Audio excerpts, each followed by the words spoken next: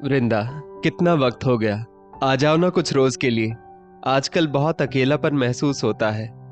सुशीला जी phone पर अपनी बेटी वृंदा से कहती हैं। वृंदा बोली, क्या बात है माँ, सब ठीक तो है ना?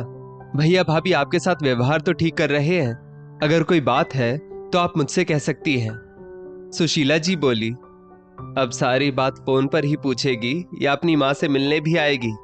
पहले तो तुम्हारे पापा रहते थे तो मुझे कहना नहीं पड़ता था, पर अब तो वो भी मुझे छोड़कर चले गए। कहते कहते सुशीला जी का गला भर आया तो वृंदा बोली, अच्छा ठीक है ठीक है, आप परेशान मत हो, मैं आ जाऊंगी। शाम को वृंदा अपने पति मनोज से बोली, पता नहीं आज माँ को क्या हो गया था, फोन पर बच्चों जैसी जिद कर रही थी और बार बार आने के लिए कह रही थी।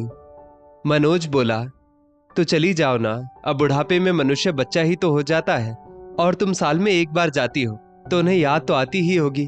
पापा जी थे तो बात अलग थी, पर अब उस घर में उनके लिए किसके पास कितना वक्त होगा, ये बात तुम भी अच्छे से जानती हो। 2 दिन बाद वृंदा मायके आ गई। उसे देखकर सुशीला जी बहुत रोज बाद खुश हुई थी, क्योंकि करीब 1 साल बाद वृंदा अपने मायके आई थी। जब भी वो वहां जाती थी, अपनी माँ के कमरे की साफ सफाई करती थी और सभी चीजों को व्यवस्थित ढंग से रखती थी। उसके पिता के जाने के बाद माँ का स्वास्थ्य भी अब ठीक नहीं रहता था। इधर वृंदा परिवार की उलझनों में उलझी रहती थी, तो उसे भी वक्त कम ही मिलता था। माँ, इस बक्से में क्या है? देखो, चूहों ने कितने कागजों को कुतर डाला। सुशीला जी हड़बड़ाकर उठी और बोली, वृंदा, देखना उसमें मेरी शादी की एक ब्लैक एंड व्हाइट तस्वीर होगी, कहीं वो तो नहीं उस चूहे ने काट दी। तेरे बाबूजी ने मुझे वो तस्वीर उपहार में दी थी। वृंदा ने बक्से के नीचे से एक तस्वीर निकाली, जिसमें उसकी माँ ने 2 चोटी की थी और उसके बाबूजी की बड़ी बड़ी आंख और लंबी लंबी मूंछ उनकी शोभा बढ़ा रही थी। जब उसने अपनी माँ को वो तस्वीर दी तो माँ ने आंचल से उसे साफ किया और अपनी यादों में खो गई। कुछ रोज बाद उसका भाई नवीन अपने खुद के मकान में शिफ्ट होने वाला था, तो वो पुरानी पुरानी चीजों को हटा रहा था।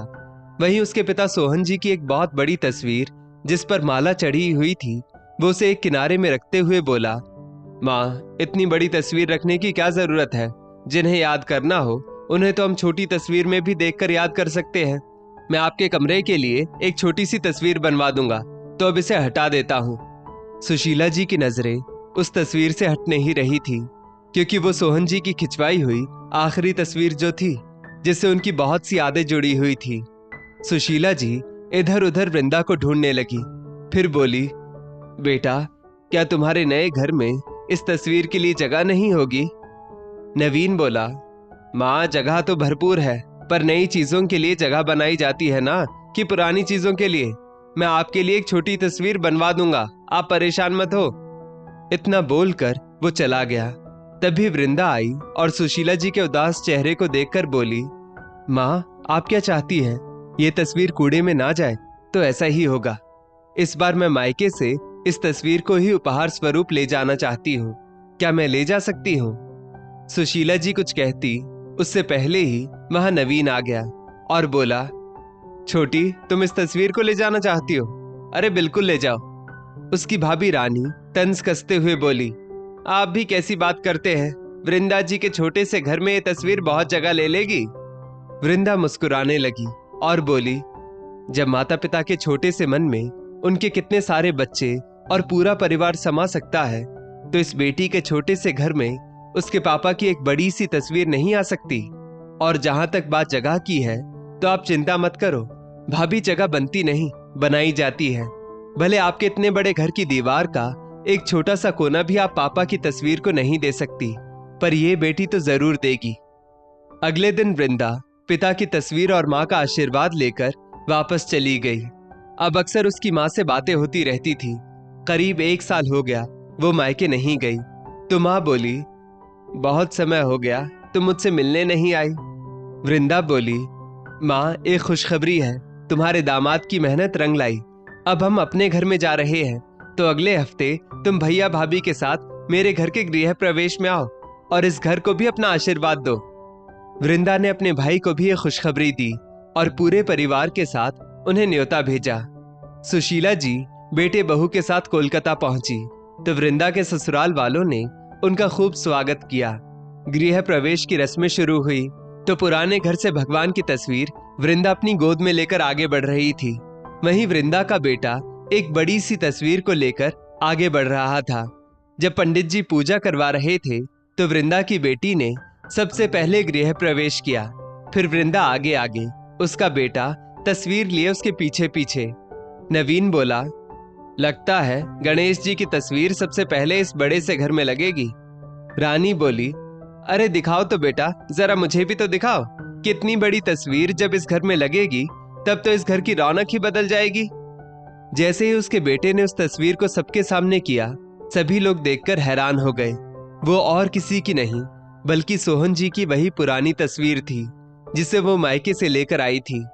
ये देखकर वृंदा की माँ की आंखों में आंसू आ गए तो वृंदा की सास कमला जी बोली, समधन जी, ये भी तो आपका ही परिवार है और इस घर में आपकी भी वही जगह है जो हमारी जगह है। समधी जी यहाँ नहीं होकर भी सदा हमारे साथ इस घर में अपनी एक खास जगह पर रहेंगे। आए हुए सब मेहमान कह रहे थे कि इस बड़े से घर में ये तस्वीर एक एंटीक पीस लग रही है।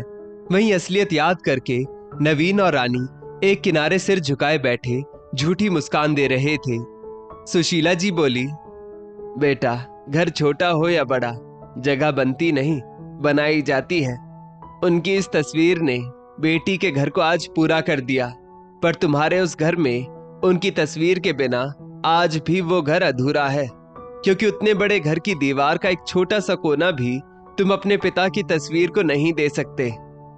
पूजा समाप्त हुई। जब शाम में उसकी माँ जा रही थी तो बेटी दामाद ने उनके चरण स्पर्श किए।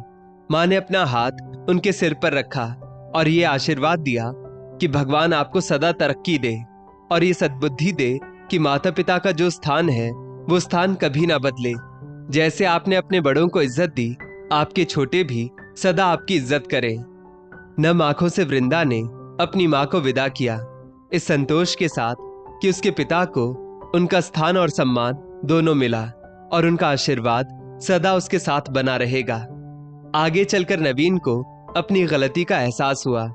उसने अपने पिता की वैसी ही एक बड़ी सी तस्वीर बनवाई और अपने घर की दीवार पर लगाई, ये सोचकर कि जो उसने भूल की उसे उसके पिता माफ करेंगे। अपने बेटे के पछतावे को देखकर सुशीला जी ने उसे माफ कर दिया।